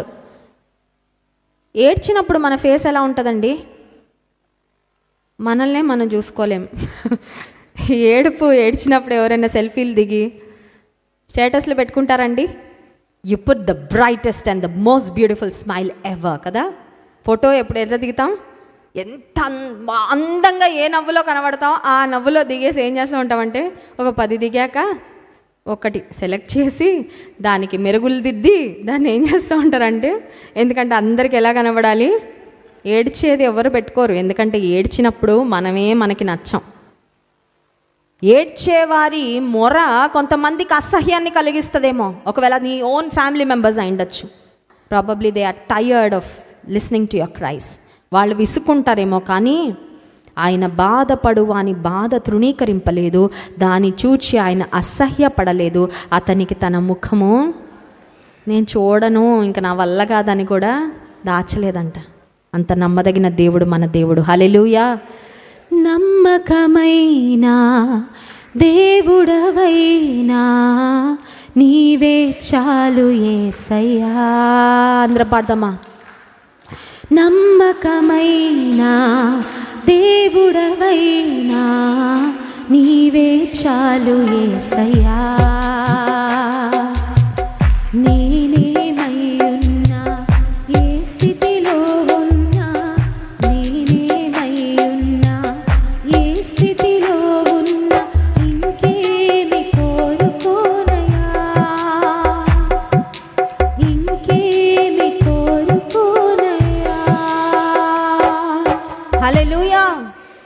ఇప్పుడు ఇశ్రాయేలీయులు పెట్టిన మొర విన్నారు, వారి బాధను నిశ్చయంగా చూశారు, వారి దుఃఖములు నాకు తెలిసే ఉన్నవి. నిర్గమకాండం 3వ అధ్యాయం 8వ వచనం చూడండి. కాబట్టి ఐగుప్తీయుల చేతిలో నుండి వారిని విడిపించుటకును ఆ దేశములో నుండి విశాలమైన మంచి దేశమునకు అనగా కనానీయులకు, హిత్తీయులకు, అమోరీయులకు, పెరిజ్జీయులకు, హివ్వీయులకు, యెబూసీయులకు నివాస స్థానమై పాలు తేనెలు ప్రవహించు దేశమునకు వారిని నడిపించుటకు దిగివచ్చి. దేవుని నామానికి మహిమ కలుగును గాక. హల్లెలూయా. ఇప్పుడు ఒక చిన్న ప్రశ్న అడుగుతా, చెప్పండి.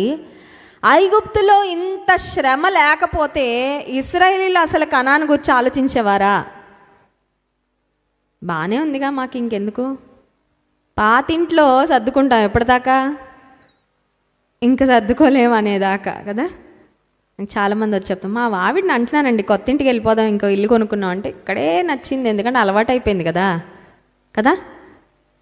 Sometimes we are just satisfied with where we are and we do not want to walk into the promised land, inherit the promised land. వాగ్దాన దేశాన్ని గుర్చిన ఆలోచన కానీ, దేవుని యొక్క శ్రేష్టమైన ఈవుల మీద దృష్టి కానీ ఉండదు. ఎందుకు తెలుసా? ఉన్న పరిస్థితులతో మనం బాగానే కంఫర్టబుల్ అయిపోతాం, ఉన్న పరిస్థితుల్లో సర్దుకుపోతాం. ఇప్పుడు దేవుడు మనల్ని వాగ్దాన దేశంలోకి నడిపించాలంటే, విశ్వాస యాత్రలో ఆయన శ్రేష్టమైన కార్యాలు మనం చూడాలంటే, ఇక్కడ శ్రమ పడితే తప్ప, శ్రమ వస్తే తప్ప మనం అడుగులు ముందుకి. అర్థమవుతుందండి? ఇప్పుడు ఇశ్రాయేలీయులకు వచ్చిన శ్రమ మేలా కీడా చెప్పాలి?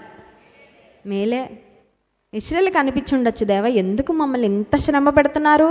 ఫరో రాజు మనసు కొంచెం, can you soften Pharaoh's heart, ఫరో హృదయాన్ని కొంచెం మెత్తన చేయొచ్చు కదా అంటే ఇంకా కఠినమైందండి. చూసారా మీరు? ఐగుప్తు దేశం మీదకి 10 తెగుళ్ళు దేవుడు పంపించిన 10 తీర్పులు. దేవుడు తీర్పును పంపించిన ప్రతిసారి కొంచెం కరిగేది, మళ్ళీ కఠినం అయిపోయేది.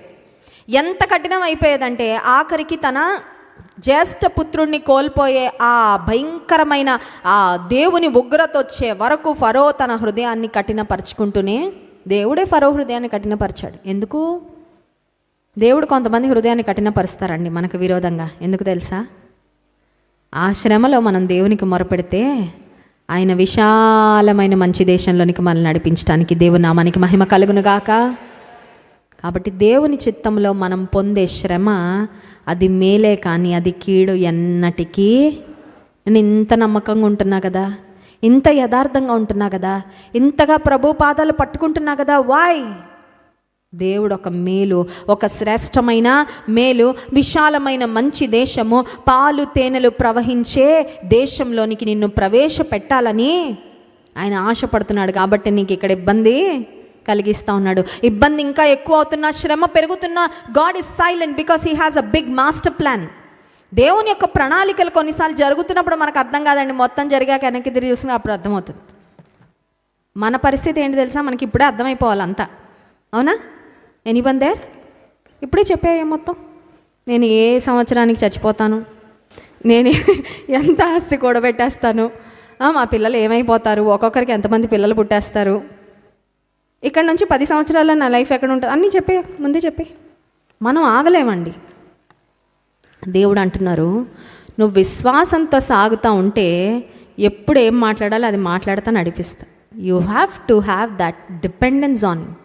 ముందే అన్నీ చెప్పేస్తే ఇంకా మనం రూట్ మ్యాప్ పట్టుకొని ఇంక దేవుడిని కూడా చూడడం, బాయ్ బాయ్ వేసేయా చెప్పేసావుగా చాలే. ఇంకా ఈ రూట్ మ్యాప్ పట్టుకొని దేవుడు అది కాదండి కోరుకుంటుంది. అనుదినము ఆయన మీద ఆధారపడుతూ, అనుదినము ఆయన వైపు చూస్తూ, మా అనుదిన ఆహారము నేడు మాకు.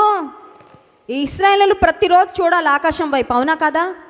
మేము ఇజ్రాయెల్ నుంచి ఈజిప్ట్ బస్లో జర్నీ అండి, చాలా గంటలు, దాదాపు 7 గంటల ప్రయాణం. కొండలు లోయలు గల దేశం, కొండలు లోయలు చుట్టూ అవన్నీ చూస్తూ ఉంటే అబ్బా ఎలా నడిచారా ఇశ్రాయేల్ అనిపించింది. కానీ దేవుడు చేసిన గొప్ప కార్యం ఏంటంటే ప్రతిరోజు వాళ్ళు ఆయన వైపు చూసేలా చేశారా చేయలేదా? ఎందుకు? ఆకాశం వైపు చూడాలా, మన్నా కురవాలా, మన్నా పట్టుకోవాలా, తినాలి, లేకపోతే కడుపులు నిండవు. ఇప్పుడు మన పరిస్థితి ఏంటి? 25 కేజీలు రైస్ బస్తా కదా. స్త్రీలు కొంతమంది ఫాస్ట్ ఫార్వర్డ్గా ఉండి 3 నెలలు 6 నెలలకు కూడా ప్రొవిజన్స్ అన్నీ అటకల మీద పెట్టుకుంటారు. ఇంకా మానుదినం ఆహారం నేడు మాకు దయచేయమని ప్రార్థన చేస్తారు తప్ప మాటల్లో అంత అవసరం ఉండదు. ఎందుకంటే మా హస్బెండ్ గారు అన్నీ తెచ్చి పెట్టేస్తున్నారండి, మాకు ఇంకా దేవుని మీద ఆధారపడే అంత అవసరము. కానీ దేవుడు ఏం కోరుకుంటున్నాడండి? ఒక చంటి పిల్ల, ఒక చంటి బిడ్డ తల్లి మీద ఆధారపడినట్లు పరలోకపు తండ్రి మీద ప్రతి చిన్న అడుగులో నీవు ఆధారపడుతూ ఉంటే దట్ ప్లీజెస్ హిమ్. అది ఆయన ఆనందపరిచేది, అది కావాలి. ఆయనతో ఇంకెవ్వరు వద్దయ్యా, ఏం వద్దు, ఇంకా నాకు నువ్వు ఒక్కడవే అనే పాయింట్కి దేవుడు మనల్ని నడిపించాలని కొన్నిసార్లు మన జీవితంలో కొన్ని భయంకరమైన శ్రమల గుండా తీసుకువెళ్ళిన తర్వాత ఇప్పుడు ఇశ్రాయేలీయులకు విడుదల వచ్చిందా రాలేదా?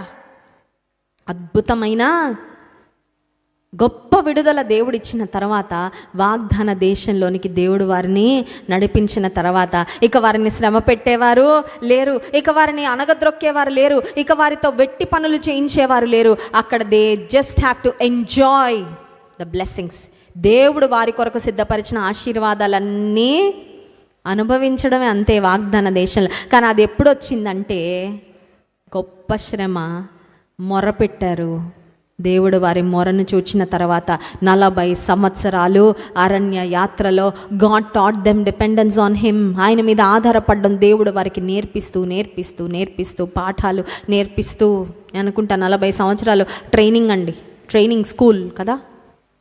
దేవుడు వారికి ఎన్నో పాఠాలు నేర్పించి విశాలమైన మంచి దేశము, పాలు తేనెలు ప్రవహించే దేశానికి నడిపించారు. ఉదయకాల సమయంలో కూడా నీ జీవితంలో గొప్ప నెమ్మది నీకు కావాలంటే, గొప్ప ఆశీర్వాదము నీ జీవితంలో కావాలంటే, గొప్ప వెలుగుతో నీ జీవితం నింపబడాలంటే ప్రభు వైపు చూడాలి.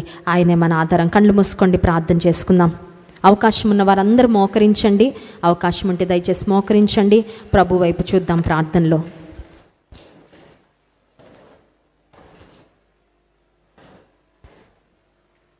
నీవు నమ్మకమైన దేవుడవయ్యా, విడువని ఎడబాయిని దేవుడవు ప్రభా.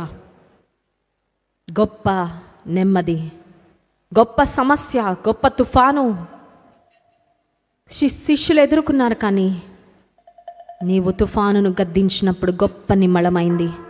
ప్రియమైన సహోదరి సహోదరుడా, ఒకవేళ నీతో ఉన్నవారే, నీ ఆప్తులే నీకు అన్యాయం చేశారేమో, నీవు నమ్మిన వారే నిన్ను మోసగించారేమో, నీకు మేలు చేస్తున్నట్లుగా నటించి కీడు చేశారేమో, న్యాయము తీర్చే దేవుడున్నాడు నీ పక్షముగా. సహాయం చేసే సహాయకర్త అయిన దేవుడున్నాడు నీ పక్షముగా. ఆయన వైపు నువ్వు చూస్తే నీవెన్నడూ నిస్సహాయుడో కాదు, నీవెన్నడూ నిస్సహాయ స్థితిలో మిగిలిపోవు. ప్రతి ఒక్కరి కళ్ళు మూసుకోండి, ప్రభు వైపు చూద్దాం. ఆప్తులైన వారే హాని చేయ చూచిన, మిత్రులే నిలువకుండినా. ఆప్తులైన వారే హాని చేయ చూచిన, మిత్రులే నిలువకుండినా. న్యాయము తీర్చే నీవు నాకుంటే, న్యాయము తీర్చే నీవు నాకుంటే, చాలు యేసయ్యా, చాలు యేసయ్యా. నమ్మకమైన దేవుడవైనా నీవే చాలు యేసయ్యా. నమ్మకమైన దేవుడవైనా నీవే చాలు యేసయ్యా. నేనేమై ఉన్నా, ఏ స్థితిలో ఉన్నా, నేనేమై ఉన్నా, ఏ స్థితిలో ఉన్నా, ఇంకేమి కోరుకోనయా, ఇంకేమి కోరుకోనయా. నమ్మకమైన దేవుడవైనా నీవే చాలు యేసయ్యా. నమ్మకమైన దేవుడవైనా నీవే చాలు యేసయ్యా. ఉదయకాల సమయంలో ఇశ్రాయేలీయులు మొరపెట్టారు. వారి మొర దేవుని సన్నిధానాన్ని చేరింది. వారి మొరలు నాకు తెలిసే ఉన్నవి, నేను నిశ్చయంగా వారి బాధను చూశానని దేవుడు మాట్లాడి విమోచన ప్రణాళిక వేసి ఆశ్చర్య రీతిలో బలమైన తన దక్షిణ హస్తముతో ఇశ్రాయేలును ఐగుప్తు బానిసత్వము నుండి విడిపించాడు. నీ జీవితంలో ఐగుప్తు చెరవలే ఏ పరిస్థితులు ఉన్నాయి, ఏ సమస్యలు నిన్ను ఉక్కిరిబిక్కిరి చేస్తున్నాయి, ఏ సమస్యలలో నాకు ఇక మార్గం కనబడడం లేదు, నాకు ఏ దారి కనబడడం లేదు, ఇక నా జీవితం ఇంతేనా అన్న స్థితిలో నీవున్నా ప్రభువుకు మొరపెట్టు. ఇశ్రాయేలు మొర విన్న దేవుడు ఈ ఉదయకాల సమయంలో నీ మొర వింటున్నాడు. ఆయన వారి వేదనలకు, వారి మొరలు చూచి, వారి కన్నీటిని చూచి అసహ్యపడలేదని వాక్యంలో ఉంది. దేవానికి స్తోత్రాలయ్యా. మా కన్నీరు, మా దుఃఖము కొంతమందికి అసహ్యకరంగా ఉండొచ్చేమో, కానీ దుఃఖాన్ని తుడిచివేసే దేవుడు, కన్నీటిని తుడిచేవాడవయ్యా. గోనె పట్టను విడిపించి సంతోష వస్త్రాన్ని ఇస్తానని వాగ్దానం చేశావు ప్రభా. నీవు మాకున్నావయ్యా, నీకు స్తోత్రాలు. నీవు మాకున్నావు ప్రభా, నీకు స్తోత్రాలు. నీవు మాకున్నావయ్యా, నీకు స్తోత్రాలు. మమ్మల్ని అనాథలుగా విడువని దేవానికి స్తోత్రాలు. మమ్మల్ని విడనాడని దేవానికి స్తోత్రాలు. నీ సహాయము మాకు సమీపంలోనే ఉంది కనుక స్తోత్రాలు. నీవు మాకు సమీపముగా ఉన్న దేవుడవు నాయనా, నీకు స్తోత్రాలు. విడిపించే దేవా స్తోత్రాలు, నడిపించే దేవా స్తోత్రాలు, రక్షించే దేవా స్తోత్రాలు, సహాయకర్తమైన దేవానికి స్తోత్రాలు, చూచుచున్న దేవానికి స్తోత్రాలు. కొన్నిసార్లు మేలు చేసి కీడును అనుభవించాం, కొన్నిసార్లు నమ్మక ద్రోహాన్ని పొందుకున్నామేమో మా జీవితంలో, కొన్నిసార్లు మనుషులు అన్యాయం చేశారేమో, కొన్నిసార్లు అసూయ పరుల యొక్క అసూయ వలన కీడు పొందుకున్నామేమో. యోసేపు పక్షముగా ఉన్న దేవుడవు, ఇశ్రాయేలుల పక్షముగా ఉన్న దేవుడవు అయ్యా, మా పక్షముగా నీ ఉన్నావయ్యా, స్తోత్రాలు. మన పక్షమున ఉన్నవారు వారి కంటే అధికులైన వారు అని ఎలీషా ప్రవక్త చెప్పినట్లుగా మా పక్షముగా ఉన్న నీవు అధికుడవయ్యా, బలవంతుడవయ్యా, స్తోత్రాలు. సైన్యములకు అధిపతి ఒక దేవానికి స్తోత్రాలు. యుద్ధశూరుడవైన యెహోవానికి స్తోత్రము. నా అరచేతులు నేను చెక్కున్నాను, నీ ప్రాకారములు నిత్యము నా ఎదుట ఉన్నవని వాగ్దానం చేసావయ్యా, నీకు స్తోత్రాలు.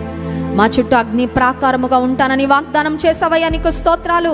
శత్రువుకు సిగ్గు కలిగించి అపవాది యొక్క ప్రతి కుట్రను, ప్రతి పన్నాగమును నాయన నువ్వు చెడగొట్టి శత్రువు తవ్వుకున్న గోతిలో వాడే పడేటట్లు చేసే దేవుడో నాయన నీకు స్తోత్రాలు. నీ బిడ్డలమైన మాకు విజయం ఇచ్చేవాడు, నీ బిడ్డలమైన మాకు నెమ్మది ఇచ్చేవాడవు. విశాలమైన మంచి దేశము. Thank you lord. నీవు మా కొరకు సిద్ధపరిచిన స్వాస్థ్యము గొప్పదయ్యా. నీవు మా కొరకు సిద్ధపరిచిన మేలు గొప్పదయ్యా. నీవు మా కొరకు సిద్ధపరిచిన ఆశీర్వాదం అది శ్రేష్టమైనది ప్రభువా, నీకు స్తోత్రాలు.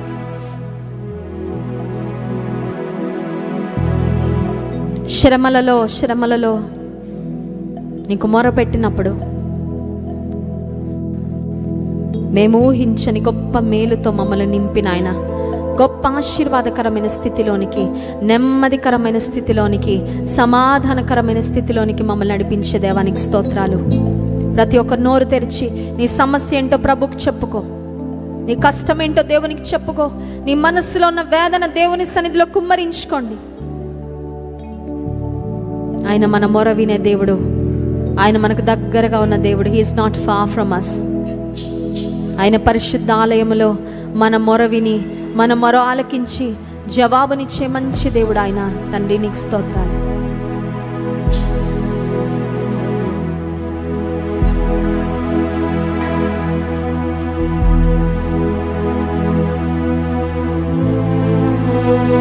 ఆయన విడిపించేవాడు, ఆయన బ్రతికించేవాడు. మనుష్యుడు రొట్టె వలన మాత్రము కాదు, దేవుని నోట నుండి వచ్చే ప్రతి మాట వలన బ్రతుకుతాడని వాక్యంలో ఉంది. ఆయన మాటే మనకు బలము, ఆయన మాటే మనకు ధైర్యము, ఆయన మాటే మనల్ని లేవనెత్తేది, ఆయన మాటే మనల్ని నిలబెట్టేది, ఆయన మాటే బలహీన స్థితిలో మనల్ని బలపరిచేది. దేవాని సన్నిధిలో బలపరిచేది, నీ వాగ్దానముల ద్వారా బలపరిచేయి. నీ కార్యాలు మా జీవితాల్లో జరిగించయ్యా, మా కుటుంబాల్లో జరిగించయ్యా, మా సంఘపక్షముగా జరిగించు ప్రభువా. బలమైన దేవా నీకు స్తోత్రాలు. పరిశుద్ధ ప్రేమ కలిగిన తండ్రి నీకు స్తోత్రాలు, వందనాలు చెల్లించుకున్నాము. ఈ మధ్యాహ్న కాల సమయంలో నీ వాక్యం ద్వారా మాతో మాట్లాడినందుకు స్తోత్రాలు. చీకటిలో మరణ ఛాయలో ఉన్నవారు గొప్ప వెలుగును చూచారు. అరుణోదయ దర్శనము నీ జన్మ ద్వారా కలిగిందయ్యా. ఈ లోకంలో గొప్ప వెలుగుగా ఈ లోకానికి వచ్చి చీకటిలో ఉన్న మా బ్రతుకులు వెలుగుమయం చేశావు. యేసయ్యా నీకు స్తోత్రాలు. మమ్మల్ని రక్షించి వెలుగుగా మేము జీవించాలని నీవు కోరుకుంటున్నావయ్యా, నీకు స్తోత్రాలు. వెలుగుగా నీ కొరకు ప్రకాశించే కృప మాకు దయచేయి. ఎంతమంది గొప్ప తుఫానులో చిక్కుకున్నట్లుగా ప్రభా వారి జీవితంలో సమస్యల వలయంలో ఉన్నారు, ఏం చేయాలో దిక్కుతోచని స్థితిలో ఉన్నారు. నీవు తుఫానును గద్దించినట్లుగా, గాలిని అణచినట్లుగా ప్రభా ప్రతి తుఫాను నజరుడైన యేసు నామములో గద్దింపబడును గాక. నిమ్మళము నాయన, నెమ్మది. Give great peace Lord in the midst of storm. తుఫానులో ఉన్న వారికి గొప్ప నెమ్మది ఇవ్వండి, గొప్ప సమాధానం ఇవ్వండి, గొప్ప ధైర్యం ఇవ్వండి, గొప్ప ఊరటనివ్వండి ప్రభువా. నీవున్నావని, మా జీవిత నావలో నీవున్నావని, మా కుటుంబంలో నీవున్నావని నీవిచ్చే నెమ్మది ద్వారా రుజువు చేసుకోయ్యా. ఇశ్రాయేలీయుల శ్రమ అధికమైనప్పుడు మొరపెట్టారు. ఇక ఎప్పటికీ మొరపెట్టే స్థితేనా అనే ఆలోచన వారికి వచ్చి ఉండొచ్చు, కానీ విడుదలిచ్చావయ్యా, కన్నీటిని తుడిచావయ్యా, వాగ్దాన దేశంలోనికి ప్రవేశపెట్టావయ్యా, నీకు స్తోత్రాలు. ఇక్కడున్న నీ ప్రజలు ఎంతమంది అయితే వారికి నీవిచ్చిన మాట, నీవిచ్చిన వాగ్దాన నెరవేర్పు కొరకు ఎదురు చూస్తున్నారు, నీవిచ్చిన మాటను తప్పని దేవుడో కనుక స్తోత్రాలు. మీ వాగ్దానాలు నెరవేర్చండి. నీ బలమైన కార్యములు ప్రతి ఒక్కరి పక్షంగా మీరే జరిగించమని, విన్న వాక్యం ప్రతి హృదయంలో ఫలింపచేయమని యేసు నామములో ప్రార్థిస్తున్నాము తండ్రి, ఆమేన్.